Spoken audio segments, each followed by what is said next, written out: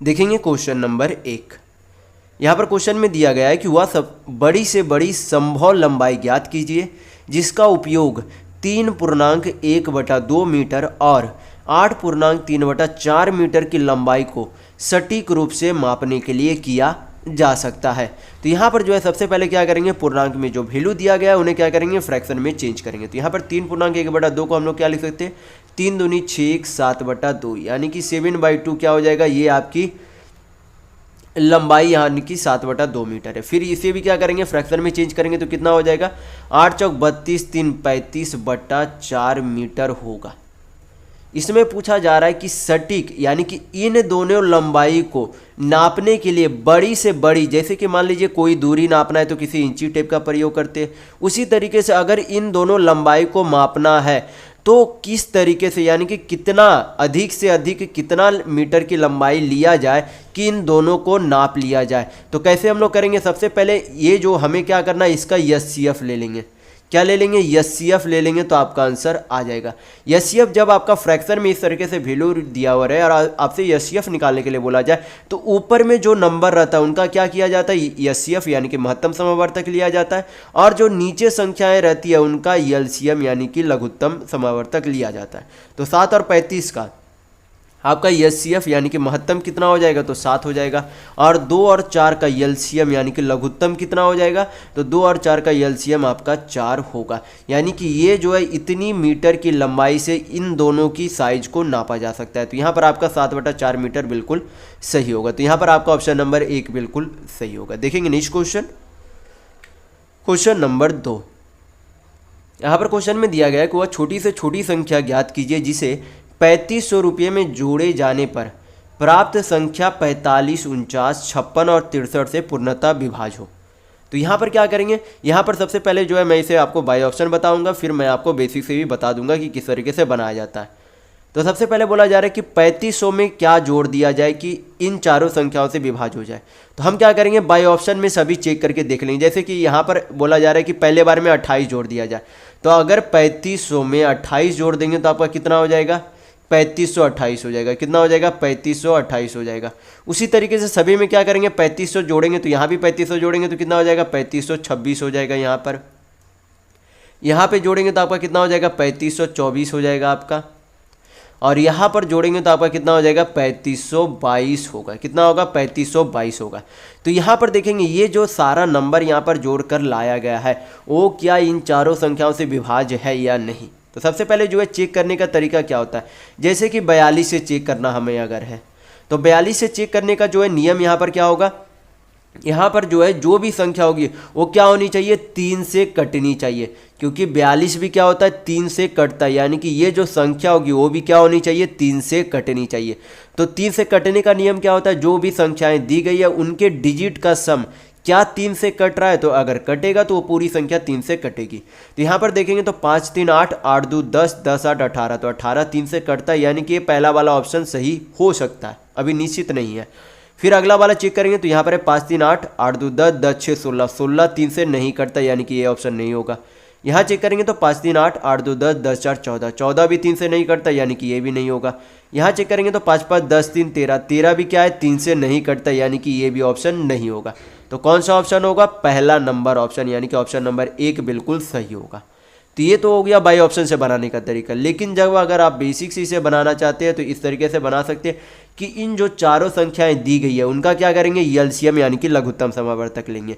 तो एलसीएम आपका कितना आ जाएगा इन चारों संख्याओं का, तो मैं यहाँ पर निकाल के देख लेता हूँ। पहले तो सबसे बड़ी संख्या 63 × 7 इसमें आपका आ गया, तो यहाँ पर 8 बचेगा। 49 में आपका 7 यहाँ पर चला आया, तो यहाँ पर आपका 9 आ जाएगा, सॉरी यहाँ पर 7 आ जाएगा, 7 7 49 होता है, 7 आएगा। फिर आपका यहाँ पर से 7 और यहाँ पर से आपका 3 दूनी 6, यानी कि 7 6 42 आपका पहले से ही हो गया, यानी कि 21 दूनी 63 सही है। इधर गुणा कर देंगे तो आपका क्या निकल जाएगा, एलसीएम निकल जाएगा। तो एलसीएम आपका कितना आ जाएगा, यहाँ पर से 8 7 56 × 63 करेंगे तो कितना आ जाएगा आपका, यहाँ पर से 6 3 18, 1 5 3 15 और 36 एक कामन है, एक आपका कितना हो जाएगा 52, 2 तो आपका 5 बचा, 6 बचे 30 और 5 35, यानी कि कितना आएगा 3528 आना चाहिए। यानी कि अगर ये संख्या इन चारों से कटनी चाहिए तो कितना आना चाहिए, 3528 आना चाहिए था। लेकिन यहाँ पर कितना दिया गया है, 3500 दिया गया है, तो इसमें से माइनस कर देंगे तो क्या निकल जाएगा, जितना 3500 में जोड़ना था वो संख्या निकल जाएगी। तो कितना हो जाएगा 28, यानी कि उस संख्या में कितना जोड़ना चाहिए था, तो 28। अगर जोड़ेंगे 3500 में तो क्या हो जाएगा, इन चारों संख्याओं से कट जाएगी। तो ये आपका हो गया बेसिक तरीका, और मैंने आपको बाई ऑप्शन से भी बता दिया कि किस तरीके से हल किया जाता है। तो अगर आपको वीडियो पसंद आ रहा है तो लाइक करते जरूर चलिएगा। देखेंगे नेक्स्ट क्वेश्चन, क्वेश्चन नंबर 3। यहाँ पर क्वेश्चन में दिया गया है कि एक इनलेट पाइप यानी कि भरने वाली पाइप जो एक टंकी को 4 घंटे में भर सकता है, एक आउटलेट पाइप यानी कि खाली करने वाली पाइप जो है टंकी को 6 घंटे में खाली कर सकता है। गलती से दोनों पाइप को जो है खुले रह जाती है तो कितने घंटों में आधी टंकी यानी कि टंकी का आधा भाग जो है भर जाएगा, ये आपसे पूछा जा रहा है। तो सबसे पहले जो है यहाँ पर बोला गया कि इनलेट पाइप यानी कि भरने वाली पाइप जो है 4 घंटे लेते हैं भरने में, और आउटलेट पाइप यानी कि खाली करने वाली पाइप जो है 6 घंटे लेती है खाली करने में। तो यहाँ पर क्या करेंगे, 4 और 6 का एलसीएम ले लेंगे। तो 4 और 6 का एलसीएम कितना होगा, 12। 12 को जब 4 से भाग करेंगे तो 3 आएगा, 12 को जब 6 से भाग करेंगे तो 2 आएगा। यानी कि यहाँ पर से पता चलता है कि भरने वाली पाइप जो है प्रत्येक घंटे में 3 यूनिट की कार्य क्षमता से भरती है, यानी कि भरने वाली पाइप की कार्य क्षमता 3 है और खाली करने वाली पाइप की कार्य क्षमता 2 है। तो अगर दोनों को खोल दिया जाएगा तो एक क्या है, खाली करने वाली पाइप है, एक क्या है, भरने वाली पाइप है। यानी कि अगर एक घंटे में 3 यूनिट भरा जाता है तो उसी समय में 2 यूनिट क्या कर दिया जाता है, खाली कर दिया जाता है। यानी कि 1 घंटे में कितना यूनिट भरेगा, अगर दोनों को खोल दिया जाता है तो 1 घंटे में 3 - 2 यानी कि 1 यूनिट भरेगा। कितना यूनिट भरेगा, 1 यूनिट भरेगा। फिर यहाँ पर बोला गया था कि कुल टंकी का आधा भाग भरना है। टोटल जो यहाँ पर भरना कितना, ये जो आपका एलसीएम आता है वही आपका क्या होता है, टोटल वर्क यानी कि कुल कार्य होता है। तो यहाँ पर बोला है कुल कार्य नहीं करना, यानी कि कुल टंकी नहीं भरना, आधा भरना है। तो 12 का आधा कितना होगा, 6, यानी कि 6 यूनिट ही भरना हमें है। कितने की कार्य क्षमता से भरेगा, 1 की कार्य क्षमता से भरेगा, क्योंकि मैंने आपको जो है पिछले वाले वीडियो में ही बताया था कि समय बराबर क्या होता है, टोटल वर्क यानी कि कुल कार्य बटा कार्य क्षमता होता है। तो कुल काम करना कितना है, 6। कितने की कार्य क्षमता से करेगा, 1। तो 6/1 बराबर आपका कितना हो जाएगा, 6 डेज नहीं 6 आवर, यानी कि 6 घंटे लगेंगे आधे टैंक को भरने में। तो यहाँ पर आपका ऑप्शन नंबर 1 बिल्कुल सही होगा। देखेंगे नेक्स्ट क्वेश्चन, क्वेश्चन नंबर 4। यहाँ पर क्वेश्चन में दिया गया है कि यदि 1216 - 32D बराबर DDD है तो 8 से विभाज्य है, यानी कि ये जो DDD है वो क्या है, 8 से विभाज्य है। तो D का मान ज्ञात कीजिए।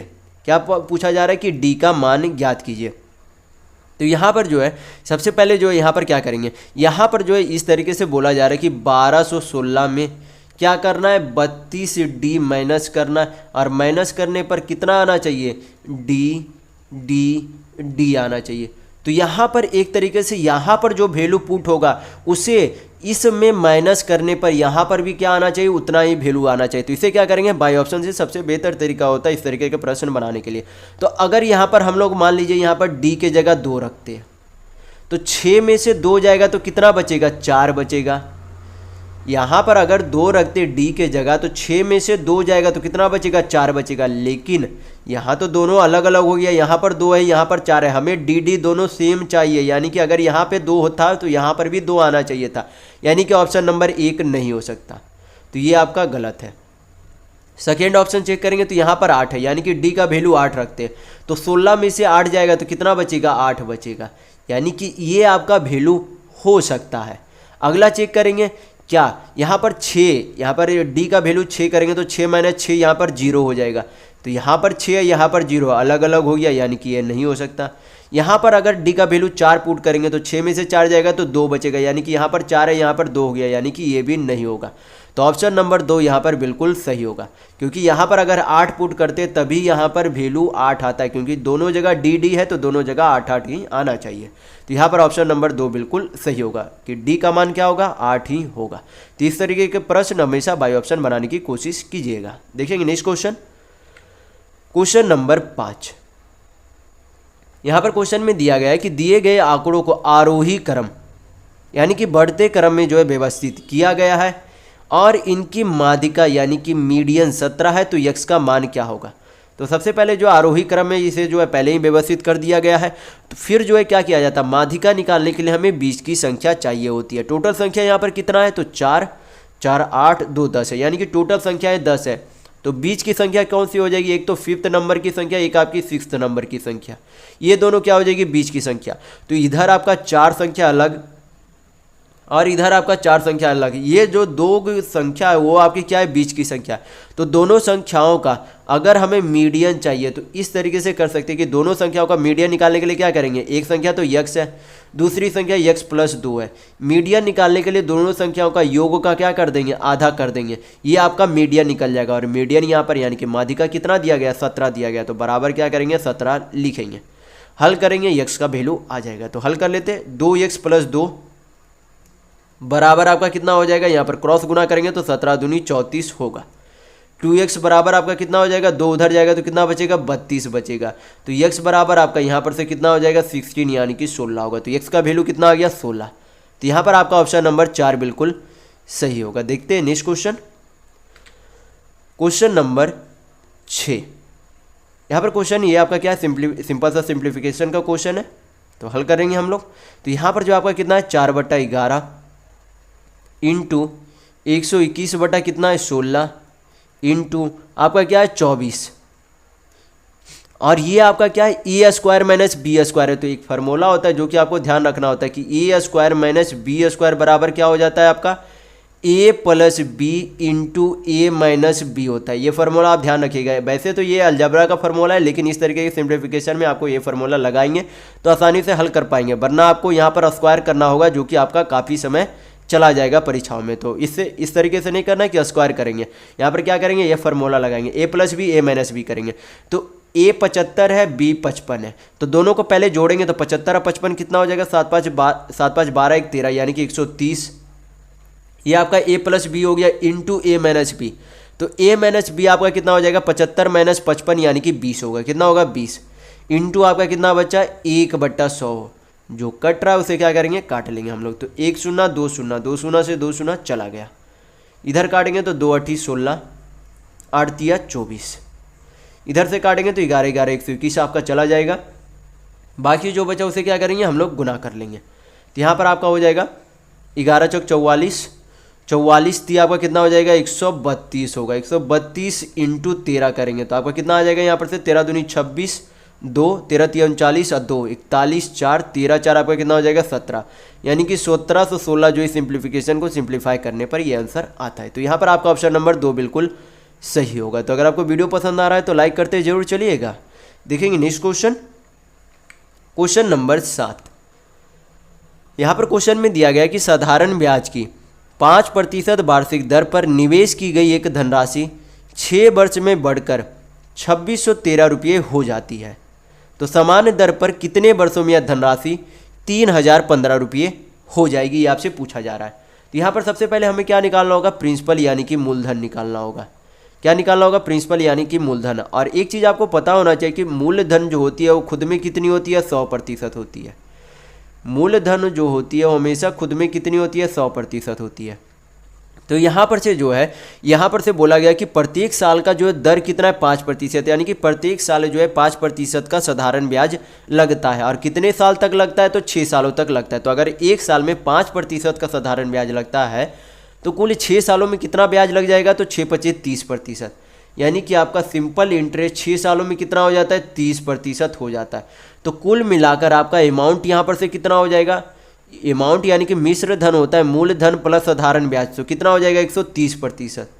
और 130% का वैल्यू यहाँ पर अमाउंट में कितना दिया गया है, 2613 रुपया दिया गया। तो यहाँ पर से हम लोग क्या निकाल सकते हैं, सॉरी 2613 है, 2613।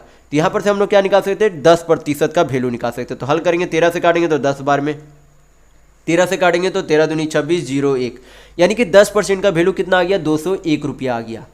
तो हमें क्या चाहिए, मूलधन चाहिए। तो मूलधन अगर 100% है तो यहाँ पर 10% का वैल्यू 201 रुपये, तो 100% का वैल्यू कितना हो जाएगा, तो दोनों तरफ 10 से गुना कर देंगे तो आपका क्या निकल जाएगा, मूलधन। तो हल करेंगे तो ये आपका क्या आ जाएगा, मूलधन यानी कि प्रिंसिपल आ गया, ये आपका क्या आ गया, मूलधन आ गया। तो यहाँ पर बोला गया कि इतना से राशि इतना हो जाती है, तो कितना यहाँ पर ब्याज मिला वो निकाल सकते हैं, क्योंकि अमाउंट माइनस प्रिंसिपल करेंगे तो आपका क्या निकल जाएगा, सिंपल इंटरेस्ट यानी कि साधारण ब्याज निकल जाएगा। तो यहाँ पर हम लोग क्या कर सकते हैं, साधारण ब्याज निकाल सकते हैं। तो यहाँ पर जो है क्या करेंगे, 3015 में से 2010 माइनस करेंगे तो कितना आ जाएगा, यहाँ पर से आपका 5001, यानी कि 1005 रुपया क्या हो जाता है, टोटल साधारण ब्याज प्राप्त होते हैं। फिर यहाँ पर जो है हम लोग ये भी निकाल सकते हैं कि अगर ये जो है टोटल इतना ब्याज लगता है तो एक साल का ब्याज कितना होगा, एक साल में 5% का ब्याज लगता है। तो हम लोग क्या करेंगे, यहाँ पर 210 का 5% निकालेंगे, तो सॉरी मतलब 2010 का 5% निकालेंगे। तो 2010 का 5% कितना हो जाएगा, यहाँ पर से काटेंगे, इतना बार में चला जाएगा, 5 दूनी 10, यानी कि इतना जो है टोटल एक साल का ब्याज है, यानी कि 201/2 रुपया क्या एक साल का ब्याज है, टोटल इतना ब्याज लगता है। तो समय निकालने के लिए क्या करेंगे, एक साल के ब्याज से भाग दे देंगे, हल करेंगे, आपका आंसर आ जाएगा। 201 से यहाँ पर काटेंगे 1005 से तो कितना बार में चला जाएगा, 5 बार में, 5 दूनी आपका कितना हो जाएगा 10, यानी कि 10 साल में वो राशि कितनी हो जाएगी, इतना हो जाती है। तो यहाँ पर आपका ऑप्शन नंबर 2 बिल्कुल सही होगा। देखेंगे नेक्स्ट क्वेश्चन, क्वेश्चन नंबर 8। यहाँ पर क्वेश्चन में दिया गया है कि a + b + c = 10 है, ab + bc + ca 31 है। तो आपसे पूछा जा रहा है कि a² + b² + c² का वैल्यू क्या होगा। तो सबसे पहले तो आपको यहाँ पर फार्मूला पता होना चाहिए अलजेब्रा के। तो अलजेब्रा में जो है इसके फार्मूले क्या हो जाते हैं, इसके आपके फार्मूला हो जाते हैं a² + b² + c²। जब आपसे पूछा जाए तो आपका यहाँ पर फार्मूला हो जाता है a + b + c का whole square minus 2ab + bc + ca होता है। तो ये फार्मूला ध्यान रखिएगा कि a² + b² + c² बराबर आपका क्या हो जाता है, a + b + c का whole square minus 2ab + bc + c। अगर आपको फार्मूला पता होगा तो काफ़ी आसानी से इस तरीके के प्रश्न आप हल कर पाएंगे। तो यहाँ पर क्या करेंगे, फार्मूला पे वैल्यू पुट करेंगे, आपका आसानी से आंसर आ जाएगा। तो a + b + c का वैल्यू कितना दिया गया, 10। 10 का क्या करना है हमें, यहाँ पर 10 a + b + c का वैल्यू 10 है, 10 का यहाँ पर स्क्वायर होगा minus 2 into ab + bc + ca का वैल्यू कितना 31 है, यानी कि 2 इंटू यहाँ पर कितना हो जाएगा 31। हल कर लेंगे यहाँ पर तो 10 दें आपका कितना हो जाएगा 100 माइनस 31 दूनी कितना हो जाएगा 62, यानी कि 100 में से 62 जाएगा तो आपका कितना बचेगा 38, यानी कि 38 बचता है। तो यहाँ पर आपका ऑप्शन नंबर 1 बिल्कुल सही होगा। देखते हैं नेक्स्ट क्वेश्चन,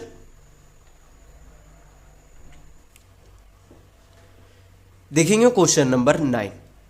यहाँ पर दिया गया है कि यदि 2√2 + √7/2√2 - √7 बराबर x + y √14 है तो y का मान कितना होगा। तो सबसे पहले ये जो इधर आपका वैल्यू दिया गया है उसे हमें क्या करना होगा, रैशनलाइज करना होगा।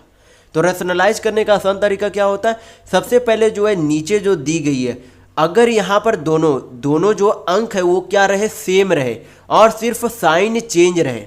आपको ध्यान देना है जो मैं यहाँ पर बोल रहा हूँ कि जो यहाँ पर अंक जो ऊपर दिए गए हुए हैं वो आपका नीचे भी दिया हुआ रहे, सिर्फ साइन का अंतर रहे, तब आपको यहाँ पर डायरेक्ट कर देना है कि ये जो है क्या करेंगे, पहले यहाँ पर स्क्वायर कर देंगे दोनों जगह और नीचे ऊपर क्या कर देंगे, होल स्क्वायर कर देंगे, ऊपर क्या करेंगे, होल स्क्वायर कर देंगे। जब आपका यहाँ पर अंक सेम दिया हुआ रहे, सिर्फ साइन में अंतर रहे, तो नीचे क्या करेंगे, नीचे यहाँ पर दोनों अंकों पर स्क्वायर बैठा देंगे और ऊपर क्या कर देंगे, होल स्क्वायर कर देंगे। तो यहाँ पर जो है सबसे पहले क्या करेंगे, इसे तोड़ देंगे ऊपर वाले को, होल स्क्वायर को। तो कितना आपका आ जाएगा यहाँ पर से, तो यहाँ पर से आपका आ जाएगा 2 दूनी 4 दूनी 8, 8 और 7 15।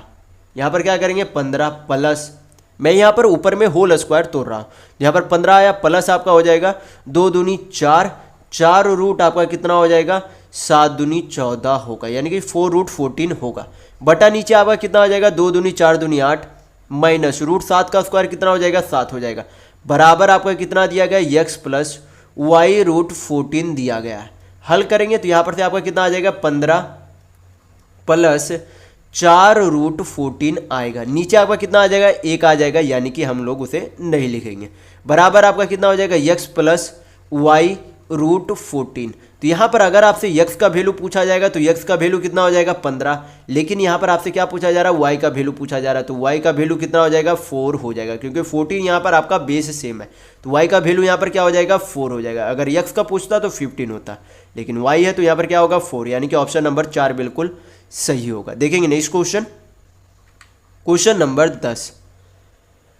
यहाँ पर क्वेश्चन में दिया गया है कि 296 मीटर लंबे धागे के एक साथ उड़ रही पतंग भूमि से एक व्यक्ति के 2 मीटर ऊंचे हाथ के बिंदु पर 30 डिग्री का उन्नयन कोण बनाती है, तो जमीन से पतंग की ऊंचाई ज्ञात कीजिए, ये आपसे पूछा जा रहा है। तो सबसे पहले मान लेते कि लड़का जो यहाँ पर खड़ा उसका हाथ 2 मीटर ऊंचा, यहाँ तक, यानी कि यहाँ मान लेते कि हाथ है उसका, उस लड़के का हाथ है, तो यहाँ तक जो है लंबाई कितनी हो गई 2 मीटर।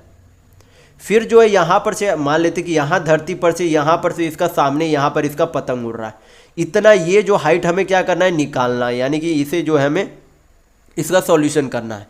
तो यहाँ पर से बोला गया कि इसके हाथ से, जहाँ पर से उसके हाथ है वहाँ से उसने डोर पकड़ा होगा और यहाँ पर मान लीजिए पतंग है, तो ये जब मिलेंगे उनका जो है ये क्या एक तरीके से धागा है, क्योंकि जब पतंग उड़ता है तो हाथ में धागा रहते हैं, तो यहाँ पर उस हाथ में उस लड़के का धागा और यहाँ पर पतंग है और उस धागे का यहाँ पर लंबाई कितना दिया गया है 296 मीटर दिया गया है। और यहाँ पर बोला गया कि इसके साथ जो है कितने डिग्री का कोण बना रहा है, तो 30 डिग्री का कोण बना रहा है, तो ये आपका कितना हो जाएगा 30 डिग्री होगा। आपसे पूछा क्या जा रहा है, ये जो आपका यहाँ पर से जमीन है, जमीन से पतंग की लंबाई कितनी है, यानी कि ये पूरी लंबाई आपकी यहाँ पर से पूछी जा रही है। तो कैसे हल करेंगे, सबसे पहले हम लोग जो है यहाँ से यहाँ तक की लंबाई निकाल लेंगे। क्या करेंगे, इतनी लंबाई निकाल लेंगे। तो 30 डिग्री के सामने वाला जो है कितना भुजा जो है बनाता है, 30 डिग्री के सामने ये 1 यूनिट होता है, ये √3 यूनिट होता है, ये जो है 2 यूनिट होता है। कितना होता है 2 यूनिट होता है। जब हाइट एंड डिस्टेंस में पढ़ेंगे तो आपको ये शॉर्टकट तरीका बताया जाता है कि यानी कि 30 डिग्री के सामने 1 यूनिट होता है, ये √3 यूनिट होता है, यहाँ पर 2 यूनिट होता है।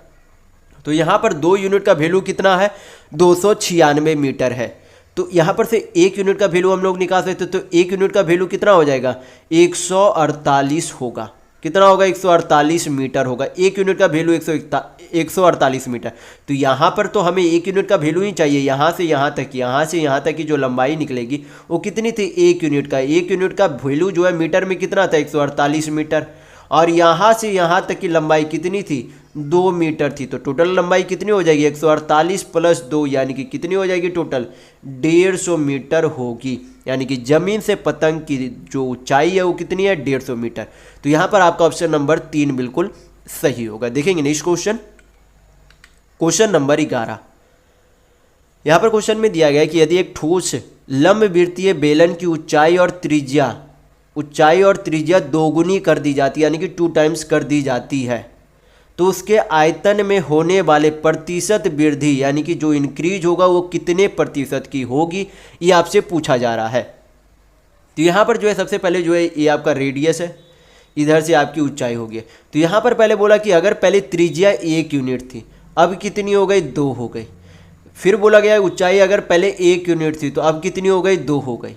हमें क्या करना है कि उसके आयतन में कितना प्रतिशत का वृद्धि हुआ। तो लंबवृत्तीय बेलन का आयतन का फार्मूला क्या होता है, तो πr² फार्मूला होता है। फार्मूला पे वैल्यू पुट करेंगे तो आपका आंसर कितना आ जाएगा। यहाँ पर से अगर त्रिज्या 1 है, पहले जो है त्रिज्या 1 थी और ये ऊंचाई भी कितनी थी 1 यूनिट थी, तो उसका जो है टोटल जो है वॉल्यूम यानी कि आयतन कितना हो जाएगा, तो 1 का स्क्वायर, यानी कि त्रिज्या का 1 का स्क्वायर करेंगे तो 1, ऊंचाई का 1, तो 1, यानी कि 1 × 1 यहाँ पर क्या बचेगा पाई बचेगा।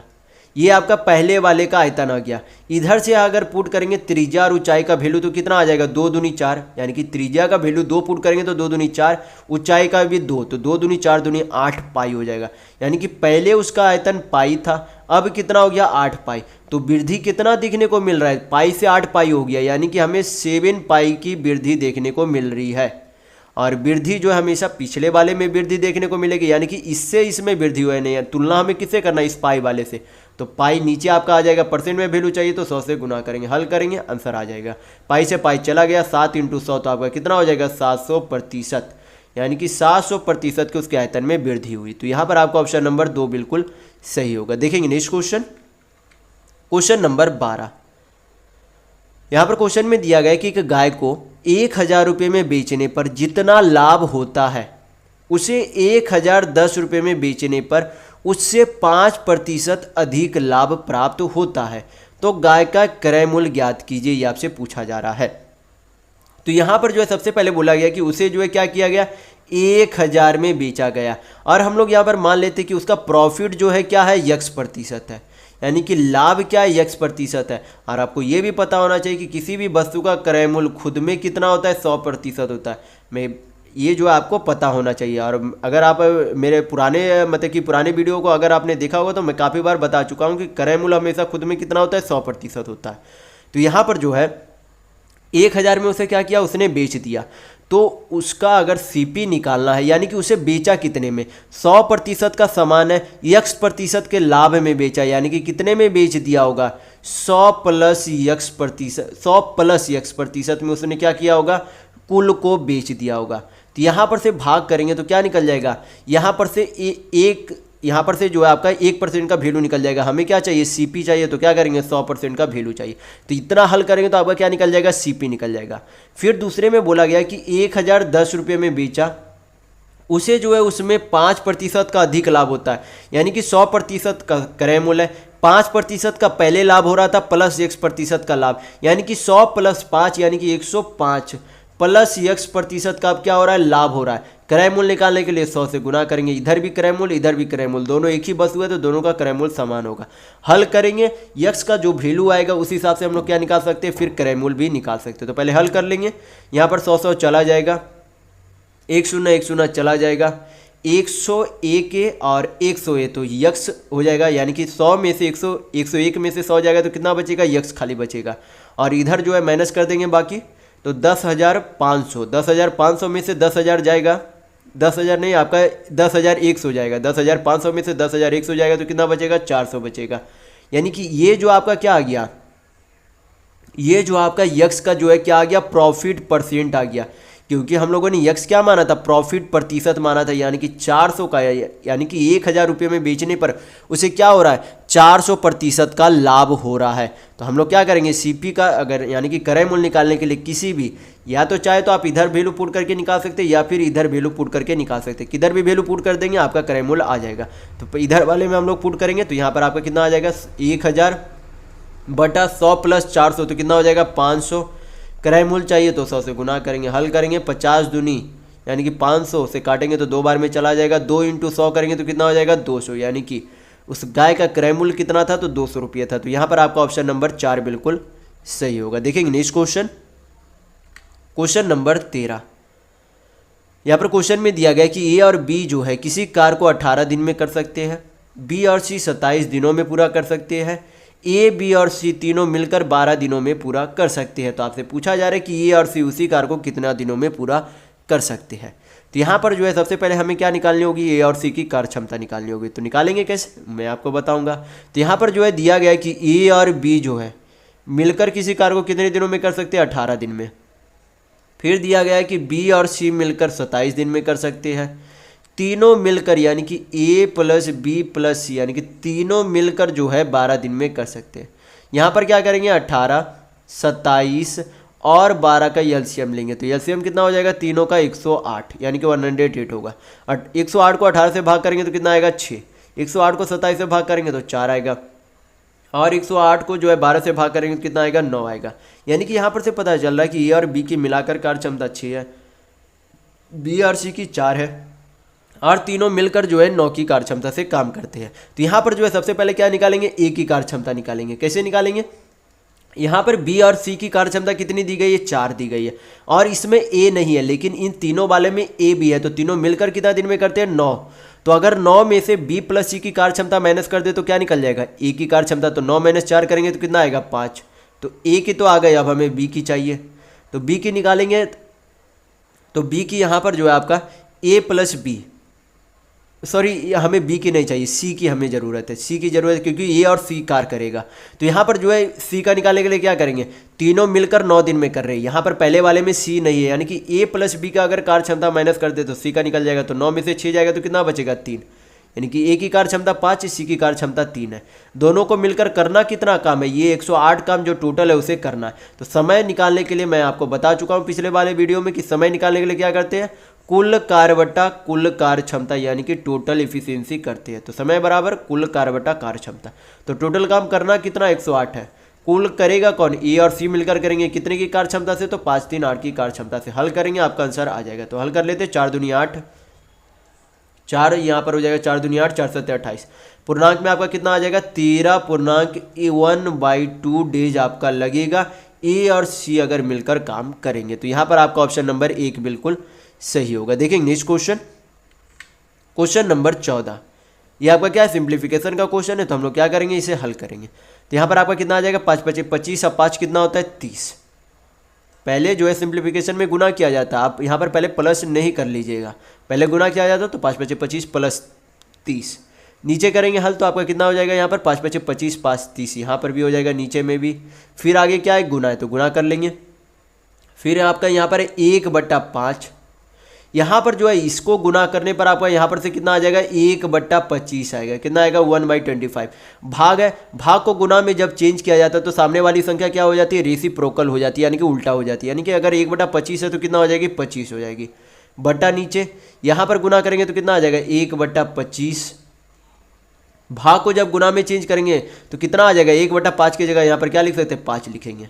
-5 - 1/5 करेंगे तो कितना आ जाएगा, 24/5 आ जाएगा, क्योंकि 5 × 5 = 25 में से 1 जाएगा तो 24/5 आएगा, इंटू 10/2 आएगा। तो क्या करेंगे, यहाँ पर हल कर लेंगे सारा। 30 से 30 तो चला जाएगा, यहाँ पर से आपका 5 × 5 = 25 चला गया, यहाँ पर से आपका 5 × 5 = 25 चला गया। इधर देखेंगे तो 5 दूनी 10 चला जाएगा, 2 2 चला जाएगा। हल करेंगे तो यहाँ तो कट गया, यहाँ पर 5 है, नीचे 5 है, यानी कि 1/5 है, तो 5 ऊपर जाएगा तो कितना हो जाएगा, यहाँ पर से 5 × 5 = 25 हो जाएगा, क्योंकि ये ऊपर में 5 है, ये नीचे 1/5 बचा हुआ है, तो ऊपर चला जाएगा तो 5 × 5 यानी कि 25 होगा। माइनस इधर आपका क्या बचाएगा, सिर्फ 24 बचा हुआ है, तो 25 में से 24 जाएगा तो कितना बचेगा, 1 बचेगा। यानी कि सिंप्लीफिकेशन को सिंप्लीफाई करने पर एक आंसर आएगा। तो यहाँ पर आपका ऑप्शन नंबर 3 बिल्कुल सही होगा। देखेंगे नेक्स्ट क्वेश्चन, क्वेश्चन नंबर 15। यहाँ पर क्वेश्चन में दिया गया है कि यदि 15 नोटबुक का क्रय मूल्य 12 नोटबुक के विक्रय मूल्य के बराबर है तो लाभ या हानि प्रतिशत ज्ञात कीजिए। तो यहाँ पर दिया गया है कि 15 नोटबुक का क्रय मूल्य यानी कि 15 नोटबुक का सीपी 12 नोटबुक के एसपी के बराबर है, यानी कि विक्रय मूल्य के बराबर है। तो यहाँ पर एक नोटबुक के क्रय मूल्य और विक्रय मूल्य का अनुपात में वैल्यू निकाल सकते हैं। तो हल करेंगे, यहाँ पर 3 × 4 = 12, 3 × 5 = 15 आपका हो जाएगा। यहाँ पर CP/SP यानी कि क्रय मूल्य बटा विक्रय मूल्य आपका कितना आ जाएगा, 4/5।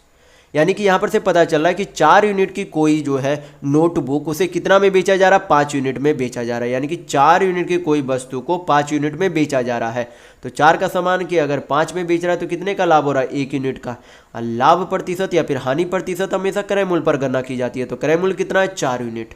परसेंट में वैल्यू चाहिए तो क्या करेंगे, 100 से गुना करेंगे, हल करेंगे, आंसर आ जाएगा। 4 से काटेंगे 100 को तो 25 बार में चला जाएगा। यानी कि उसे जो है बेचने पर, नोटबुक को बेचने पर 25% का क्या हो रहा है, लाभ हो रहा है। तो यहाँ पर आपका ऑप्शन नंबर 4 बिल्कुल सही होगा। देखेंगे नेक्स्ट क्वेश्चन, क्वेश्चन नंबर 16। यहाँ पर दिया गया है tan 1, tan 2, tan 3 degree, tan 4 इस तरीके से 89 डिग्री तक है। कितना डिग्री तक, 89 डिग्री तक। तो tan 89 डिग्री को हम लोग क्या लिख सकते हैं, cot 1 डिग्री लिख सकते हैं। उसी तरीके से इसके पहले जो आपका क्या रहा होगा, tan 88 डिग्री रहा होगा। तो tan 88 डिग्री को हम लोग cot 2 डिग्री लिख सकते हैं। तो tan 1 डिग्री और cot 1 डिग्री क्या हो जाएंगे, कट जाएंगे। कैसे कटेंगे मैं आपको यहाँ पर बता देता हूँ। जैसे कि tan 1 डिग्री है, cot 1 डिग्री को हम लोग क्या लिख सकते हैं, 1/tan 1 डिग्री लिख सकते हैं। तो ये तो आपका कट जाएगा, यानी कि जो आपका यहाँ पर वैल्यू आएगा वो क्या होते जाएगा, 1 होते जाएगा। जैसे कि tan 2 और 88 भी कट जाएगा, tan 3 और आपका 87 भी चला जाएगा। उस तरीके से सारा जो है यहाँ पर करते हुए चले जाएंगे। जैसे कि 87 या 3 जुड़ेगा तो 90 हो जाएगा, यानी कि 1 मान। फिर आपका 86 या 4 डिग्री जुटेगा तो 1 मान हो जाएगा। tan आपका बीच में सिर्फ 1 वाला डिग्री मान बच जाएगा, जो कि tan 45 डिग्री रहेगा। क्योंकि यहाँ पर जो है tan 45 का कोई भी इसका जो है सामने वाले अंक नहीं दिया गया है जो कि इससे कट सके। अगर यहाँ पर cot 45 दे दिया हुआ रहता कहीं पर तब हम लोग काट सकते थे, लेकिन यहाँ पर कहीं भी बीच में नहीं आएगा। बाकी तो इधर आपका tan 44 तक आएगा, इधर आपका कितना आएगा, tan उस तरीके से बोल सकते हैं कि यहाँ पर 46 तक आएगा। तो tan 46 को हम लोग क्या लिख सकते हैं, cot 44 लिख सकते हैं। तो cot 44 tan 44 तो कट जाएगा। तो यहाँ पर आपका सिर्फ कौन सा बचेगा, tan 45 बचेगा। tan 45 का मान कितना होता है, 1 मान होता है, यानी कि 1 मान होता है। तो यहाँ पर आपका ऑप्शन नंबर 1 बिल्कुल सही होगा। देखेंगे नेक्स्ट क्वेश्चन, क्वेश्चन नंबर 17।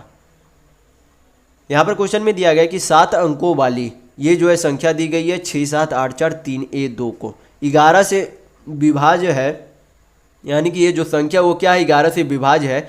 तो ए के जगह क्या पुट किया जाए वैल्यू, क्या जो है 11 से कटना चाहिए, यानी कि ए के जगह कौन सा वैल्यू पुट करें कि ये पूरी संख्या 11 से सही में कटे।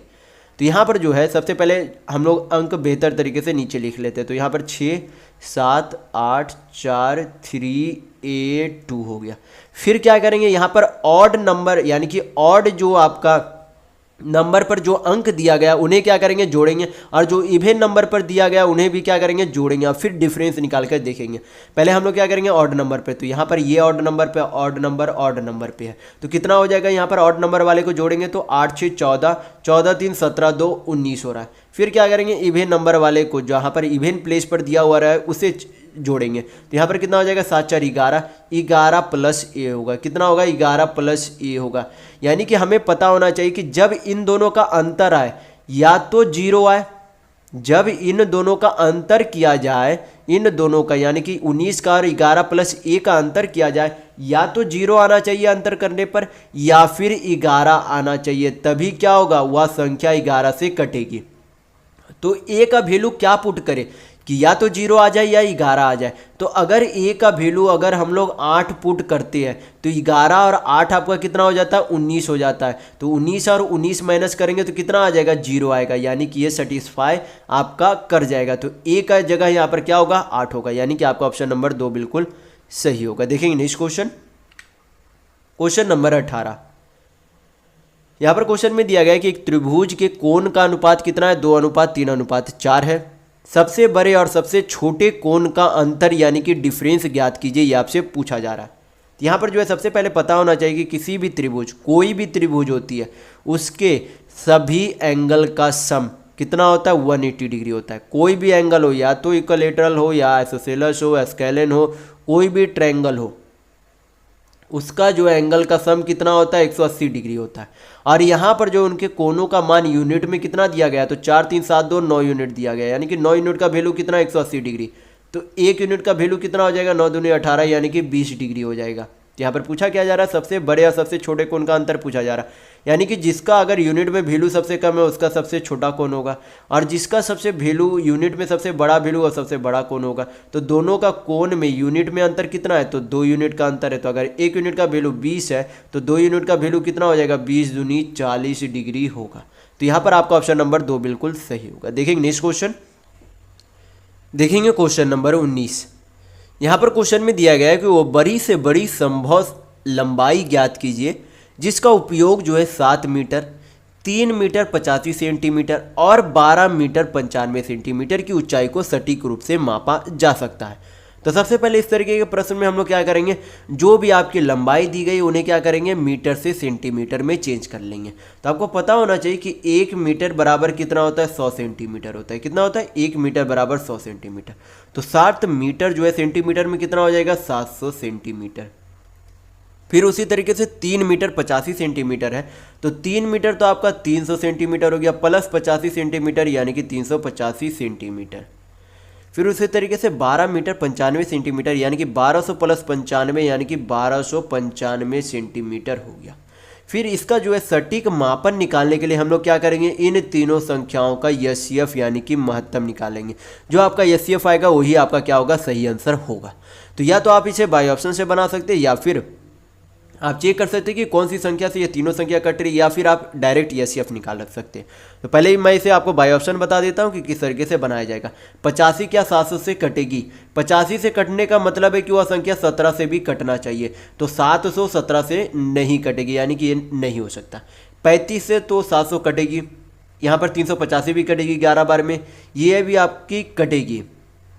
35 दूनी 70, 35 दिया 105, आपका हो गया 19 और 5 24, 245, यानी कि आपके ये भी कटेगी, ये भी जो आपकी 35 से कट रही है, यानी कि इसका जो है इन तीनों संख्याओं का एचसीएफ 35 हो सकता है। बाकी भी आप देख लेंगे 65 जो है 65 से कटने का नियम होता है कि वह संख्या 13 से भी कटनी चाहिए, तो 13 से 700 नहीं कटेगी, यानी कि नहीं हो सकता। 45 से कटने का नियम होता है कि वह संख्या 9 से कटनी चाहिए, तो 700 9 से नहीं कटेगी, यानी कि ये भी नहीं हो सकता। तो ऑप्शन नंबर यहाँ पर 2 आपका बिल्कुल सही होगा। तो ये तो हो गया आपका बाय ऑप्शन बनाने का तरीका, लेकिन बेसिक से आप बनाना चाहते हैं तीनों संख्याओं का एचसीएफ ले लेंगे, आपका आंसर 35 ही आएगा।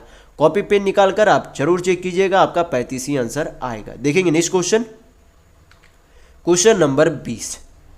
यहाँ पर क्वेश्चन में दिया गया है कि एक वर्गाकार पार्क की भुजा की लंबाई 18 मीटर है।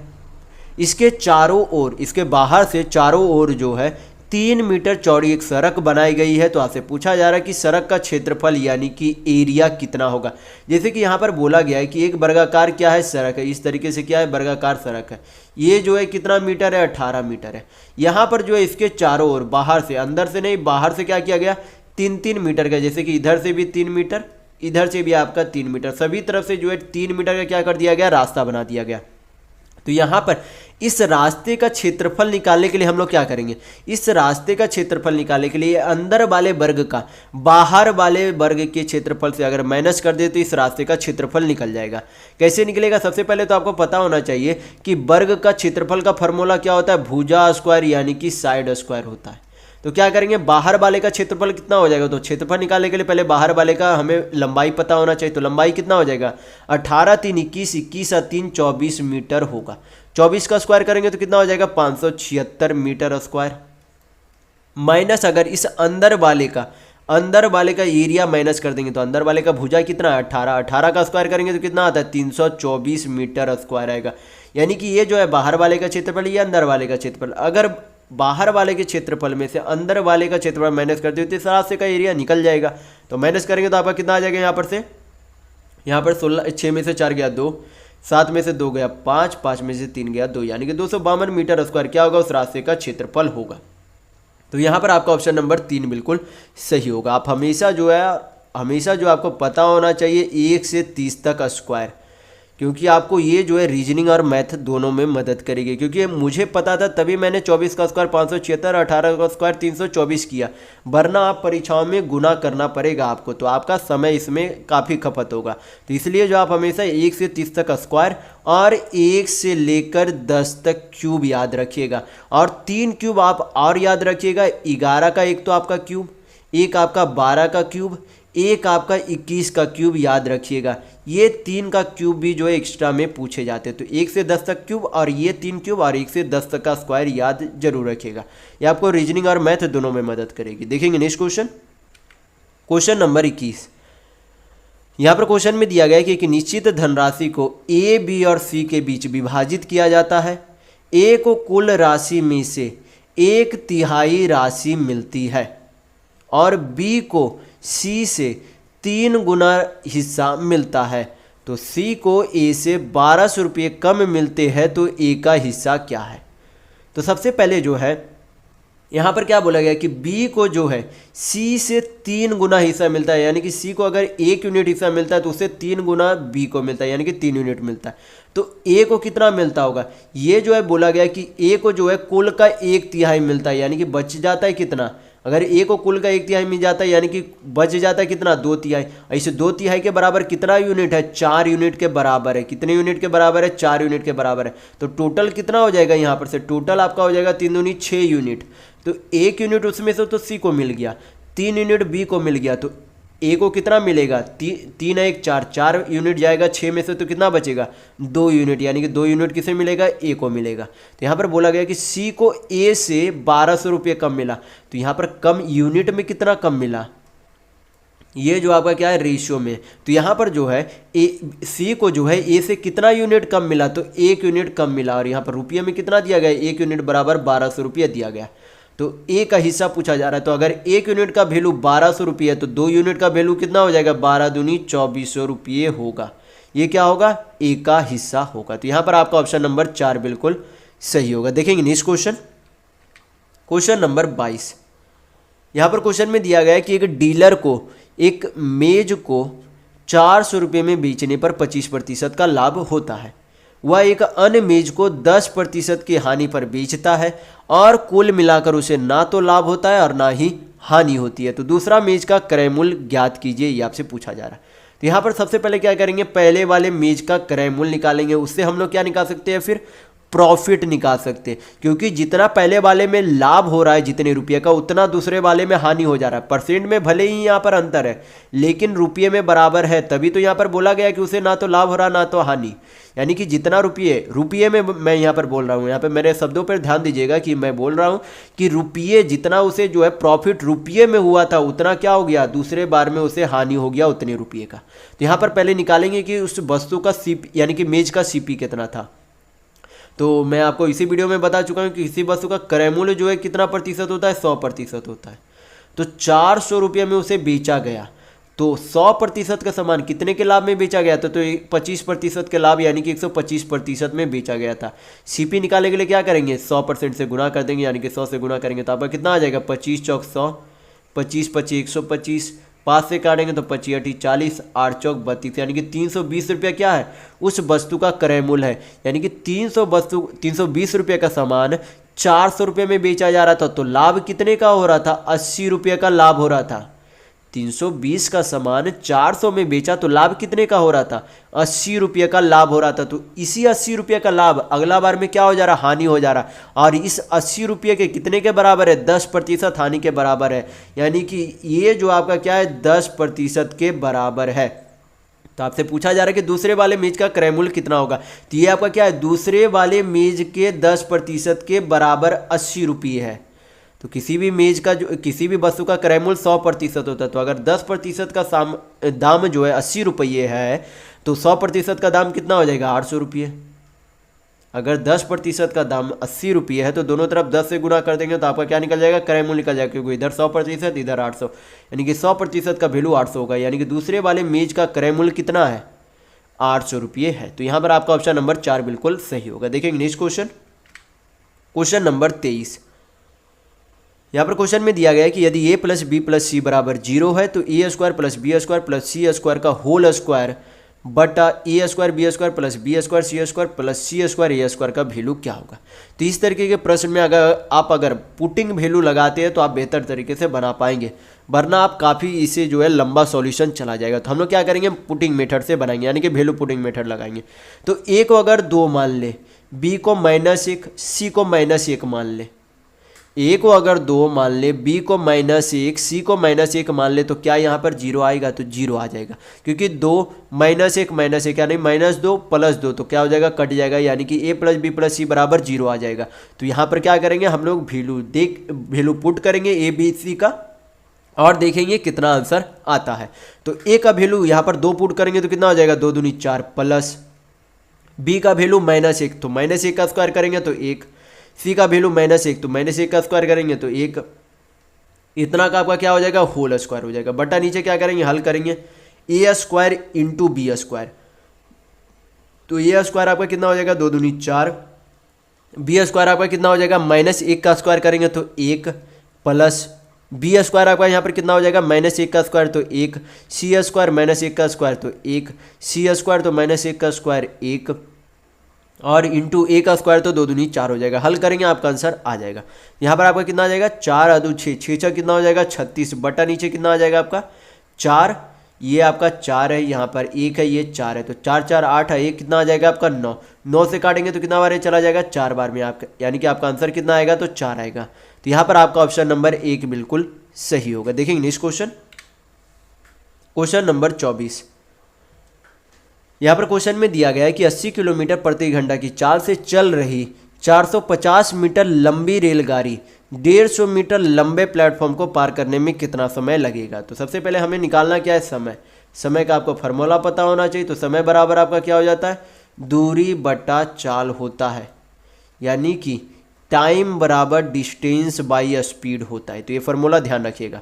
तो एक को जो है इतना रेलगाड़ी की लंबाई, इतना प्लेटफॉर्म की लंबाई है, तो टोटल दूरी जो है कितना ट्रैवल करना पड़ेगा उस प्लेटफॉर्म को पार करने में, तो उस ट्रेन की लंबाई को भी पार करना होगा और प्लेटफॉर्म की लंबाई, तो कुल कितना दूरी हो जाएगा, 450 प्लस 150 यानी कि 600 मीटर होगा।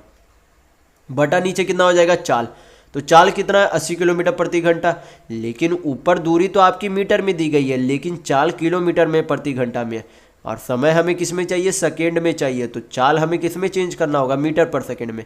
तो किलोमीटर प्रति घंटा के चाल को मीटर पर सेकेंड में चेंज करने के लिए 5/18 से गुना किया जाता है। तो 80 को 5/18 से गुना करेंगे तो इंटू 5, 18 आपका कहाँ चला जाएगा, ऊपर चला जाएगा। हल करेंगे आपका क्या निकल जाएगा, टाइम यानी कि समय निकल जाएगा। तो हल कर लेते, यहाँ पर से 0 चला गया, 5 से काटेंगे तो 12 बार में चला जाएगा, 4 से काटेंगे तो 4 तिया 12, 4 दूनी 8, 2 से काटेंगे तो 2 9 18, 9 तिया आपका कितना हो जाएगा 27 सेकेंड, यानी कि उस प्लेटफॉर्म को पार करने में 27 सेकेंड लगते हैं। तो यहाँ पर आपका ऑप्शन नंबर 3 बिल्कुल सही होगा। देखिए नेक्स्ट क्वेश्चन, क्वेश्चन नंबर 25। यहाँ पर आपसे पूछा जा रहा है कि दिए गए आंकड़ों के माध्यिका बहुलक यानी कि मीन, मीडियन और मोड का योग यानी कि सम क्या होगा। तो यहाँ पर जो है सबसे पहले हम लोग क्या करेंगे, माध्यिका निकालना है। तो सबसे पहले जो भी नंबर दी गई है उसे क्या करेंगे, असेंडिंग ऑर्डर में पहले व्यवस्थित कर लेंगे, उसके बाद तीनों चीज़ निकाल लेंगे हम लोग। तो यहाँ पर जो है सबसे पहले सबसे छोटी संख्या कौन सी है 9, उससे बड़ी संख्या कितनी है 15, 15 के बाद आपकी 20 है, फिर उसके बाद क्या है 25, 25 कितने बार है 3 बार है, तो 3 बार 25 लिख लेंगे हम लोग। उसके बाद जो है बड़ी संख्या कितनी है 35 है। तो यहाँ पर हम लोगों ने क्या किया, सभी नंबरों को लिख लिया। तो कितना है टोटल नंबर 3 3 6 7, ऊपर भी 3 3 6 7, तो बिल्कुल सही है, ऊपर 7 है तो हम लोगों ने 7 लिख लिया। तो सबसे पहले हम लोग क्या करेंगे, मीन निकाल लेते हैं, यानी कि माध्य निकाल लेते हैं। तो माध्य निकालने का क्या तरीका होता है, जो भी संख्याएं दी गई है उनका क्या करेंगे, योग करके टोटल नंबर से डिवाइड कर देंगे। तो कितना आ जाएगा योग करने पर, यहाँ पर 25 या 75, 75, 80, 80, 30, 110, 110 अब 20 आपका 130, 130 अब 15 9 24, यानी कि 154 हो जाएगा। एवरेज चाहिए तो टोटल नंबर कितना था 7 था, तो 7 से डिवाइड करेंगे तो आपका कितना आ जाएगा 7 दूनी 14, 7 दूनी 14, यानी कि माध्य आपका यहाँ पर 22 आ गया। अब क्या चाहिए हमें, मीडियन चाहिए। तो मीडियन निकालने का क्या तरीका होता है, तो सबसे पहले जो नंबर दी गए उसे तो असेंडिंग ऑर्डर में व्यवस्थित करना होता है। तो हम लोगों ने पहले से ही व्यवस्थित कर लिया। फिर क्या करेंगे, बीच की संख्या ढूंढेंगे। तो टोटल संख्याएं 7 है, तो बीच की संख्या कौन सी हो जाएगी, बीच की संख्या जो आपकी 4th नंबर पे संख्या होगी वही क्या होगी, मीडियन यानी कि माध्य होगी। तो 3 संख्या आपका इधर अलग हो गया, 3 संख्या आपका इधर अलग हो गया, बीच में ये आपका चौथे पे है, तो ये आपका क्या हो जाएगा मीडियन, यानी कि मीडियन आपका 25 आ गया माध्य का। फिर आपका क्या है, मॉड हमें चाहिए, यानी कि बहुलक चाहिए। तो बहुलक का निकालने का क्या तरीका होता है, जो भी नंबर दिए गए उनमें से कौन सी संख्या को सबसे ज़्यादा बार लिखा गया, यानी कि सबसे ज़्यादा बार रिपीट किया गया। तो यहाँ पर 25 को जब देखेंगे तो 25 यहाँ पर टोटल कितने बार लिखे गए, 3 बार लिखे गए, बाकी और संख्या जो है सभी एक एक बार लिखे गए। तो यहाँ पर बहुलक यानी कि मॉड कितना हो जाएगा, 25 हो जाएगा। तो हमें अब तीनों चीज़ें पता चल गई है। तो हमें क्या निकालना, अब योग निकालना है। तो योग यहाँ पर से कितना हो जाएगा, तो जोड़ देंगे सभी को, तो 25 25 50, 50 और 22 आपका कितना हो जाएगा 72, यानी कि 72 होगा। तो यहाँ पर आपका ऑप्शन नंबर 2 बिल्कुल सही होगा। देखेंगे नेक्स्ट क्वेश्चन, देखेंगे क्वेश्चन नंबर 26। यहाँ पर क्वेश्चन में दिया गया है कि प्रत्येक 16 सेंटीमीटर की भुजा वाले 3 घनों के सिरों को मिलाते हुए एक पंक्ति में जोड़ा जाता है। इस प्रकार निर्मित घनाभ का पृष्ठीय क्षेत्रफल यानी कि टोटल एरिया कितना होगा। तो मैं यहाँ पर जो आपको डायग्राम से समझाने की कोशिश करता हूँ कि आपसे बोला क्या जा रहा है। तो यहाँ पर थोड़ा सा आपका समय लगेगा। यहाँ पर ये आपका फिगर, ये आपका बॉक्स बन गया, पहला बॉक्स, ये आपका पहला घन बन गया, ये आपका पहला घन बन गया। ऐसे हमें कितने घन चाहिए, 3 घन चाहिए, और जो क्या होने चाहिए, आपस में सटे होने चाहिए। तो इस तरीके से इसे जो है बनाना पड़ेगा आपका, इस तरीके से। ये आपका यहाँ पर मिल गया, ये आपका यहाँ पर मिल गया, ये आपका यहाँ पर, ये यहाँ पर। फिर क्या करेंगे, फिर आगे इसे जो है क्या करेंगे, बढ़ाएंगे, ये आपका इस तरीके से। यहाँ पर आपका ये तीसरा घन बन गया। तो यहाँ पर जो है सबसे पहले ये आपका क्या है, 3 घन हो गए। तो इसे मान लेते ए नंबर वाले घन है, ये बी नंबर वाले घन है, ये सी नंबर वाले घन है। इसे हम लोगों ने क्या मान लिया, 3 घन मान लिया, अलग अलग घन है। और सभी को क्या किया गया, आपस में चिपकाया गया है, यानी कि जोड़ा गया है। तो यहाँ पर देखेंगे कि सबसे पहले तो आपको पता होना चाहिए कि टोटल जो होते हैं एक घन में कितने साइड होते हैं, 6 साइड होते हैं। तो उनमें से यहाँ पर जो है बचे कितने साइड है, तो यहाँ पर तो ये जो है एक, ये दोनों जो है क्या हो गया, आपस में सट गए, यानी कि इनका एरिया नहीं गिना जाएगा। तो इस पहले वाले घन में कितने साइड बचेंगे, तो 5 साइड बचेंगे। फिर उस तरीके से एक साइड तो ए बी वाला में जुड़ गया, ये दूसरे वाले घन में ये साइड जो है क्या होगा, बी और सी में जुड़ गए, तो इसमें जो है कितने साइड बच गए, तो 4 साइड बच गए। और इधर में आपके कितने साइड बच गए, ये तो एक साइड जुटा हुआ, इधर आपके कितने बच गए, 5 साइड बच गए। यानी कि टोटल कितने साइड यहाँ पर अभी जो है जिनका हमें एरिया निकालना है, तो टोटल कितने साइड है, तो 5 5 10 4 14 साइड है। इन्हीं 14 साइड का हमें क्या निकालना है, एरिया निकालना है, तो इनका पूरा क्षेत्रफल निकल जाएगा। और आपको पता होना चाहिए कि किसी भी घन का भुजा जो होता यानी कि जो साइड होता है वो कैसा होता है, वर्गाकार होता है। तो वर्गाकार का जो है यानी कि एक जो है साइड का एरिया निकालने का फॉर्मूला क्या होता है, भुजा स्क्वायर होता है। क्या होता है, भुजा स्क्वायर होता है। यानी कि हमें 14 भुजा का जो है क्या चाहिए, 14 जो है भुजाओं का क्या चाहिए, यानी कि 14 साइड का क्या चाहिए, एरिया चाहिए। तो इसका टोटल एरिया निकल जाएगा। तो यहाँ पर क्या करेंगे, भुजा का स्क्वायर यहाँ पर कितना हो जाएगा, 16। 16 का स्क्वायर करेंगे तो कितना हो जाता है, 16 का स्क्वायर 256 होता है। यानी कि 14 में क्या करेंगे, 256 गुना कर देंगे, हल करेंगे, आपका आंसर आ जाएगा। तो कितना आ जाएगा, 14 छक 84, 4 8, 14 25 70, 70 8 78 7, 14 दूनी 28, 28 से 7 कितना होता है, 35। यानी कि 3584 सेंटीमीटर स्क्वायर क्या हो जाएगा, ये इसका जो है टोटल एरिया यानी कि कुल क्षेत्रफल होगा। तो यहाँ पर आपका ऑप्शन नंबर 4 बिल्कुल सही होगा। देखेंगे नेक्स्ट क्वेश्चन, क्वेश्चन नंबर 27। यहाँ पर आपसे पूछा जा रहा है कि 1000 और 3000 के बीच में ऐसे कितनी संख्याएं जो 7 से पूर्णतः विभाज्य है। यहाँ पर सबसे पहले देख लेंगे 1000 से पहले हमें सबसे पहले यहाँ पर देखेंगे कि 3000 तक ऐसे कितने संख्याएं जो 7 से विभाज्य होंगे। तो क्या करेंगे, 3000 को 7 से भाग करके देखेंगे। जो आपका कोशेंट आएगा, जो आपका कोशेंट यानी कि भागफल आएगा, वही आपका क्या होगा, उतनी संख्याएं 3000 तक 7 से कटेगी। शेषफल से हमें कोई भी मतलब नहीं है, जितना आपका कोशेंट आएगा वही क्या होगा आपका, उतना जो है 3000 तक 7 से कटेगी, उतनी संख्याएं। तो यहाँ पर भाग करके देख लेते हो। तो सबसे पहले 7 चौक 28, 2 बचा, तो 7 दूनी 14, 6 बचा, तो 60, 7 38 56, 4 शेषफल बचेगा, उसे हमसे कोई मतलब नहीं। फिर क्या करेंगे, 1000 तक भाग देंगे, यानी कि 1000 तक ऐसे कितने संख्या जो 7 से विभाजित होते हैं। तो यहाँ पर भाग करेंगे तो आपका कितना आ जाएगा, 7 1, 3 बचा, तो 7 चौक 28, 7 1, 3 बचा तो 7 चौक 28, 2 बचा तो 7 दूनी 14, 6 रिमाइंडर बच रहा है जिससे कि हमें कोई भी मतलब नहीं। अब क्या करेंगे, इन दोनों के बीच यानी कि ये अगर 3000 तक का हमें ये पता चला, 1000 तक का यहाँ हमें पता चला, यानी कि अगर हम माइनस कर दे 1000 तक वाले संख्या से माइनस कर दे जो 7 से विभाजित हो रही, तो हमें क्या निकल जाएगा, 1000 और 3000 के बीच की संख्या निकल जाएगी जो 7 से विभाज्य हो रही है। तो क्या करेंगे, माइनस कर देंगे तो कितना आ जाएगा, 6 8, यहाँ पर 3 में से 1 गया तो कितना आएगा, 2। यानी कि 286 ऐसी संख्या है जो 1000 और 3000 के बीच में 7 से कटती है। तो यहाँ पर आपका ऑप्शन नंबर 3 बिल्कुल सही होगा। देखिए नेक्स्ट क्वेश्चन, क्वेश्चन नंबर 28। यहाँ पर क्वेश्चन में दिया गया है कि एक भिन्न का अंश हर से 5 कम है। यदि अंश में 2 घटाया जाता है और हर में 2 जोड़ा जाता है तो प्राप्त भिन्न 2/5 के बराबर होती है, तो मूल्य भिन्न क्या है। तो यहाँ पर क्या करेंगे, इस तरह के प्रश्न को सबसे बेहतर तरीका होता है बाई ऑप्शन से बनाने का। तो सबसे पहले ये जो पहला लाइन बोल रहा है उसे चेक करेंगे। यहाँ पर क्या बोला जा रहा है, ऊपर वाला अंश होता है, नीचे वाला क्या होता है, हर होता है। यानी कि यहाँ पर बोला गया कि जो अंश है यानी कि ऊपर वाला जो नंबर है वो हर से यानी कि नीचे वाले नंबर से कितना कम होना चाहिए, 5 कम होना चाहिए। तो 13 में से 5 जाएगा तो कितना बचता, 8। यानी कि 8 यहाँ पर ये संख्या हो सकती है। 13 में से 5 जाएगा तो यहाँ पर कितना होना चाहिए था, 8 होना चाहिए था। 13 में से यहाँ पर 8 होना चाहिए था, लेकिन 11 यानी कि ये नहीं हो सकता। यहाँ पर 11 में से 5 जाएगा तो कितना बचना चाहिए था, यहाँ पर 6 बचना चाहिए था। यहाँ पर 9 है, ये भी नहीं हो सकता। यहाँ पर चेक करेंगे तो यहाँ पर कितना आ जाएगा, 7 में से 5 जाएगा तो कितना, यहाँ पर 2 होना चाहिए था, लेकिन यहाँ तो 5 है, गलत है। तो आपका एक ही ऑप्शन बचता है, यानी कि आपका ऑप्शन नंबर 1 बिल्कुल सही होगा। आगे भी इसे चेक कर सकते हैं। जो अगला लाइन में बोला गया है कि अगला लाइन में बोला गया है कि जो आपका भिन्न है, जैसे कि 8/13 है, तो अगर उसके अंश में 2 घटाया जाए और हर में 2 जोड़ा जाए तो कितना होना चाहिए, 2/5 होना चाहिए। तो ये भी चेक करके देख लेंगे। तो 8 में से 2 गया 6, 13 2 कितना होता है, 15। तो 3 दूनी 6, 3 बचे 15। यानी कि दूसरे वाले भी हल करने पर आपका सेटिस्फाई कर रहा है। तो आपका ऑप्शन नंबर 1 ही सही होगा। बाकी आपको जो है परीक्षाओं में दूसरा लाइन चेक करने की ज़रूरत नहीं थी, क्योंकि 3 ऑप्शन आपका पहले ही लाइन से छट चुका था। तो मैंने यहाँ पर सिर्फ आपको समझाने के लिए बताया। परीक्षाओं में आपको इस तरीके का अगर जब आपका 3 ऑप्शन छट जाए तो बाकी आपको चेक करने की ज़रूरत नहीं है। आपका एक ही ऑप्शन जो बचेगा वही आंसर होगा।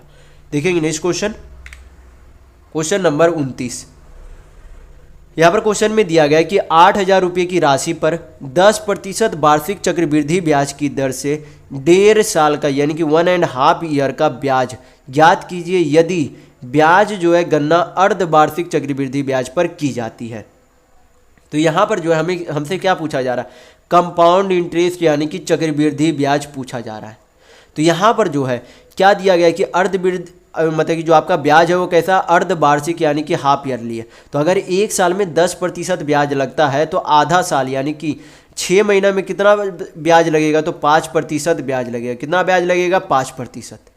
यानी कि हमें क्या चाहिए, हमें चाहिए कि अगर 1.5 साल में कितने बार हाफ ईयरली लगेंगे। अगर 6 महीने का एक हाफ ईयरली होता है तो 1.5 साल में आपके 3 हाफ ईयरली आएंगे। कितने आएंगे, 3 हाफ ईयरली आएंगे। तो मैंने एक कंपाउंड इंटरेस्ट का फुल फ्लेज्ड वीडियो डाला, उसमें मैंने बताया था कि जब 3 बार आपका कंपाउंड यानी कि 3 बार जो है आपका यहाँ पर टर्म चलाया जाए और आपसे उसका कंपाउंड इंटरेस्ट निकालने के लिए पूछा जाए तो 3 बार का कंपाउंड इंटरेस्ट का रेशियो फार्मूला क्या मैंने बताया था, 3:1 बताया था। रेशियो से जब आप बनाएंगे इस तरीके के मैथ तो आप आसानी से हल कर पाएंगे। तो क्या करेंगे हम लोग यहाँ पर हल करेंगे। तो सबसे पहले क्या करेंगे, 8,000 का 5% निकालेंगे। तो 8,000 का 5% कितना हो जाता है, तो 200 रुपये। कितना हो जाता है, 200 रुपये। फिर क्या करेंगे, 200 का 5% निकालेंगे। तो 200 का 5% कितना हो जाता है, यहाँ पर से 200 का 5% हो जाएगा 20 यानी कि 10 होगा। फिर 10 का 5% कितना हो जाएगा, यहाँ पर आपका कितना 800, सॉरी यहाँ पर आपका 400 होगा। ये आपका 400 होगा। ये आपका जो है 8,000 का 5% कितना होगा, 400। 400 का 5% कितना होगा, 20। और 20 का 5% कितना होगा, 1 होगा। इसको क्या करेंगे, गुना कर देंगे, फिर जोड़ देंगे तो आपका क्या निकल जाएगा, कंपाउंड इंटरेस्ट यानी कि चक्रवृद्धि ब्याज निकल जाएगा। तो कितना हो जाएगा, 4 तिया 1200 प्लस 20 तिया 60 प्लस 1, तो कितना हो जाएगा टोटल 1261 रुपये आपके 1.5 साल का चक्रवृद्धि ब्याज होगा। तो यहाँ पर आपका ऑप्शन नंबर 1 बिल्कुल सही होगा। तो ये जो है मैंने 3 टर्म का यानी कि 3 टर्म का जो है चक्रवृद्धि ब्याज का ये रेशियो बताया था। अगर आपको इस तरीके से बनाने के लिए नहीं आता तो मैंने एक फुल फ्लेज कंपाउंड इंटरेस्ट का वीडियो डाला था, वो वीडियो आप जाकर देख सकते हैं। आपको इस तरीके के प्रश्न फिर आप आसानी से हल कर पाएंगे। देखते हैं नेक्स्ट क्वेश्चन, क्वेश्चन नंबर 30। ये आपका क्या है, सिंपल सा सिंप्लीफिकेशन का क्वेश्चन है, तो हल कर लेते हैं। ये आपका 1 पॉइंट है, यहाँ पर भी 1 पॉइंट है, दोनों क्या हो जाएंगे, चले कट जाएंगे। फिर यहाँ पर 2 संख्या को पहले पॉइंट है, इधर भी 2 संख्या पहले पॉइंट है, पॉइंट हट जाएंगे। 3 संख्या को पहले पॉइंट है, इधर 3 संख्या पहले पॉइंट है, कट जाएंगे। अब क्या कर लेते हैं, हल कर लेते हैं। तो 3 तिया 9 होता है, तो 9 से 9 चला गया। 3 से काटेंगे तो कितना बार में चला जाएगा, यहाँ पर 3 बार में चला जाएगा। बाकी जो बचा उसे क्या करेंगे, गुना कर देंगे। तो कितना आपका आएगा, 9 9 81, 81 तिया आपका कितना हो जाएगा, 243 यानी कि 243 होगा। तो यहाँ पर आपका ऑप्शन नंबर 2 बिल्कुल सही होगा। देखेंगे नेक्स्ट क्वेश्चन, क्वेश्चन नंबर 31। ये आपका क्या है, ग्राफ का क्वेश्चन है। तो देखेंगे ग्राफ में दिया क्या गया है पहले। तो यहाँ पर ग्राफ में दिया गया है कि दिए गए ग्राफ में 3 कंपनियों XYZ द्वारा अलग अलग वर्षों में पेपर उत्पादन से संबंधित आंकड़े दिए गए हैं और सभी जो है उत्पादन किस में दिया गया है, लाख टन, यानी कि मात्रा जो है लाख टन में दिए गए हैं प्रत्येक वर्ष में सभी का जो है अलग अलग उत्पादन। तो यहाँ पर जो है फिर देखेंगे क्वेश्चन में पूछा क्या जा रहा है। क्वेश्चन में यहाँ पर आपसे पूछा जा रहा है कि कंपनी यक्स के द्वारा सभी वर्षों में किया गया कुल उत्पादन ज्ञात कीजिए, कि सभी वर्षों में जो है कुल उत्पादन जो है यक्स के द्वारा कितना किया गया। तो यक्स कौन वाला, ये जो आपका ब्लू वाला दिख रहा है वो आपका क्या है, यक्स वाला। तो इसका क्या करेंगे, सभी का योग निकाल देंगे, वही आपका क्या होगा, आंसर होगा। तो 2000 आपका यहाँ पर 96 से शुरू था, 2096 में कितना था, 30 था। 97 में आपका कितना था, 45। और आपका 98 में यहाँ पर 25 था। फिर उससे आगे आपका कितना था, 50 था। फिर उससे आगे आपका 40 था। सभी को क्या कर देंगे, जोड़ देंगे तो कितना आएगा आपका, 4 2 6 7, 7 3 10 यानी कि 100, 150, 150 और 40 कितना हो जाएगा, 190 होगा। यानी कि टोटल जो है कुल उत्पादन कंपनी एक्स के द्वारा 190 लाख टन किया गया था। तो यहाँ पर आपका ऑप्शन नंबर 2 बिल्कुल सही होगा। देखेंगे नेक्स्ट क्वेश्चन, क्वेश्चन नंबर 32। ये आपका क्या है, फिर से ग्राफ का क्वेश्चन है, वही ग्राफ है। तो देखेंगे क्वेश्चन में पूछा क्या जा रहा है। क्वेश्चन में यहाँ पर पूछा जा रहा है कि दिए गए कालखंड में सभी 3 कंपनियों के औसत उत्पादन की तुलना में, किससे, सभी 3 कंपनियों के औसत उत्पादन की तुलना में किस कंपनियों के कुल उत्पादन जो है सबसे कम रहा, ये आपसे पूछा जा रहा है। तो यहाँ पर हमें क्या निकालना होगा, ये जो है सभी का योग निकाल कर उनका जो है औसत निकालना होगा, क्योंकि 3 कंपनियों का औसत निकालकर सभी में जोड़ना होगा। तो सबसे पहले हम लोग क्या करेंगे, योग निकाल लेंगे। तो योग निकालने के लिए क्या करेंगे, सभी को जोड़ देंगे, सभी को क्या करेंगे, जोड़ देंगे। तो आपका कितना आ जाएगा, यहाँ पर सभी को जोड़ेंगे तो यहाँ पर 30 है, यहाँ पर आपका कितना हो जाएगा 35, यानी कि 30 या 90 हो जाएगा। पहले तो 1996 में टोटल 90 लाख टन है। यहाँ पर फिर जोड़ेंगे तो आपका 35 यानी कि 40 80 यहाँ पर 120 हो जाएगा, टोटल 120। फिर आगे जोड़ेंगे तो यहाँ पर आपका 45 4 3 7 1 8 यानी कि 80 या 25 आपका कितना हो जाएगा 180 या 25। फिर से हम लोग जोड़ लेते एक बार 45 और यहाँ पर 35 यानी कि 4 3 7 1 8 आइए, यहाँ पर आपका कितना हो गया 125 आपका। और ये आपका 45 है, ये आपका 35, ये आपका यहाँ पर है 25 आपका हो रहा है। तो यहाँ पर जोड़ेंगे तो 4 3 7 1 8 8 2 10 यानी कि 105 आपका यहाँ पर सही है। फिर यहाँ पर जो आ रही है यहाँ पर ये जोड़ेंगे तो आपका कितना आ जाएगा यहाँ पर से, तो यहाँ पर से आपका आ जाएगा ये जो आपका कितना है 50 यहाँ पर जोड़ेंगे, ये आपका कितना है 40 50 40 90 और आपका 35 यानी कि 9 3 12 कितना हो जाएगा 125 होगा। फिर क्या करेंगे यहाँ पर जोड़ेंगे तो इधर भी आपका कितना हो जाएगा 50 और 40 90 या इधर 35 कितना हो जाएगा आपका 125 हो जाएगा। सभी को जोड़ेंगे और 3 से भाग कर देंगे तो आपका कितना आ जाएगा यहाँ पर से, तो 125 आपका कितना हो गया 250 और 120 आपका कितना हो गया 370 और 90 आपका हो जाएगा 460 और 460 और 105 जोड़ेंगे तो आपका कितना हो जाएगा 5 6 और 4 1 5 यानी कि टोटल जो आपका उत्पादन किया गया था वो कितना 565 किया गया था। हमें औसत चाहिए, यानी कि तीनों ये जो तीनों साल में दे रहा था उस तरीके से औसत चाहिए। तो तीनों साल में जो है यानी कि प्रत्येक साल में कितना कंपनी है, तो 3 कंपनी है। तो तीनों कंपनियों का औसत निकालने के लिए क्या करेंगे 3 से भाग कर देंगे तो आपका कितना आ जाएगा यहाँ पर से आपका आ जाएगा 3 1 2 3 8 24 2 3 8 24 यानी कि 188 पॉइंट समथिंग आएगा। तो यहाँ पर आप देखेंगे कि कौन से ईयर में जो है आपका सबसे कम है। तो यक्स का सबसे पहले तो जोड़ेंगे, तो मैंने पिछले वाले क्वेश्चन में ही यक्स का जो है जोड़ने पर कितना आया था 190 लाख टन। तो यक्स का तो अब हमें पता है। वाई का जोड़ लेते तो वाई का आपका कितना हो जाएगा 25, यहाँ पर 35 यानी कि कितना हो गया आपका 30 30 60 और 30 90 या 5 140 आ रही आपका कितना हो गया 140 अब 50 140 अब 50 आपका कितना हो जाएगा 140 अब 50 190 ये आपका लगभग 195 हो रहा है। फिर से हम लोग जोड़ के देख लेते तो यहाँ पर 25 है, यहाँ पर कितना हो गया आपका 35 तो 60 और 30 90 ये आपका 9 4 13 5 18 यानी कि 185 आ रहा है। कितना आ रहा है 185 आ रहा है। फिर क्या करेंगे जेड का भी हम लोग चेक करके देख लेते तो जेड का यहाँ पर आपका आ जाएगा, यहाँ पर आपका हो गया 35 40 यानी कि 75 और यहाँ पर आपका कितना हो गया 75 और 5 80 और 40 आपका 120 और 30 150 155 और 5 60 और 30 कितना हो जाएगा 190 यानी कि 188 पॉइंट समथिंग से किसमें कम है, तो ये आपका 185 कम दिख रहा है। बाकी तो ये आपका 190 है। तो कम किस में दिख रहा है, ये आपका वाई का टोटल उत्पादन था, यानी कि वाई में क्या है कम है। तो यहाँ पर आपका ऑप्शन नंबर 2 बिल्कुल सही होगा। देखेंगे नेक्स्ट क्वेश्चन नंबर 32, ये आपका क्वेश्चन नंबर 33 है, 32 नहीं क्वेश्चन नंबर 33 है। तो ये भी आपका क्या है वही वाले ग्राफ है। तो यहाँ पर क्या करेंगे चेक कर लेंगे कि क्वेश्चन में पूछा क्या जा रहा है। यहाँ पर आपसे क्वेश्चन में पूछा जा रहा है कि यदि वर्ष 2000 में कंपनी यक्स और कंपनी वाई का उत्पादन 5% बढ़ जाता है तो ग्राफ में अंकित उसी वर्ष में कुल उत्पादन की तुलना में कितने प्रतिशत की वृद्धि होगी। तो सबसे पहले देखेंगे कि कुल जो है कितना वृद्धि किया हुआ है। तो पहले जो है यक्स में जो है कितना था टोटल यहाँ पर आपका 40 लाख टन था। तो यहाँ पर वृद्धि कितने का हुआ 5% का वृद्धि। तो 40 का 5% कितना होता है, तो 40 का 5% 2 होता है।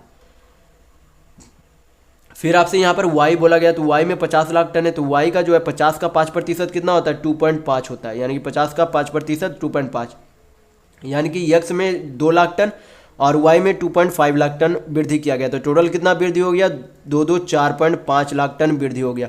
टोटल कितने में से, तो सभी को क्या कर देंगे जोड़ देंगे। तो यहाँ पर 50 50 40 90, 90 या 30, 90 या 30 120, और 5 कितना हो जाएगा 125। परसेंट में वैल्यू चाहिए तो क्या करेंगे 100 से गुना कर देंगे, हल करेंगे आंसर आ जाएगा। पॉइंट हटाएंगे 1 शून्य चला जाएगा, 5 से काटेंगे तो 5 दूनी 10, 25 25 125, 5 से काट लेंगे तो 5 25 25, 5 9 45, 9 दूनी 18/5। तो पॉइंट में आपका वैल्यू कितना आ जाएगा यहाँ पर से 5 या 15, 3 तो 5 6 30, यानी कि 3.6% का क्या हो रहा है यहाँ पर से ओवरऑल वृद्धि हो रहा है 2000 में साल में। तो यहाँ पर आपका ऑप्शन नंबर 2 बिल्कुल सही होगा।